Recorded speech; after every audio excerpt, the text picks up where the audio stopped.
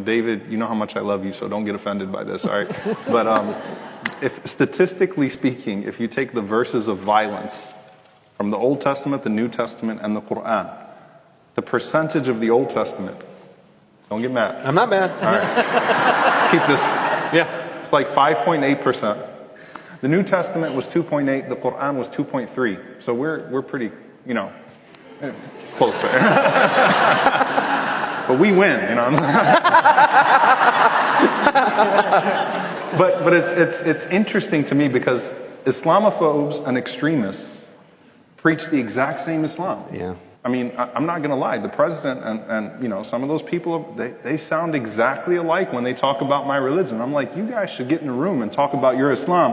And can you keep it somewhere? And can we build a wall and keep you guys on one side so that the rest of the 1.8 billion Muslims in the world can keep practicing the way they've been practicing?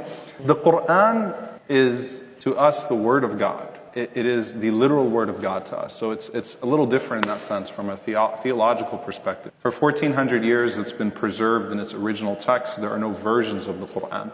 Muslims throughout history have intentionally maintained the original recitation of the Quran in Arabic. And that's why, though there are many translations of the Quran, there's this insistence on the originality of the text and maintaining the text and reading the text as it is. And that's part of the beauty of it, in that uniformity, that you can have a child in China or a child in Somalia, and they're all reciting the exact same Quran. So for 1400 years, there's that consistency that's there with the Quran. It's about 600 pages. It is memorized by millions of people around the world. It's memorized by thousands of people in Dallas. So if you're scared, thousands of people that memorize the Quran, word for word, here in Dallas, Texas, right? We got a lot of schools here.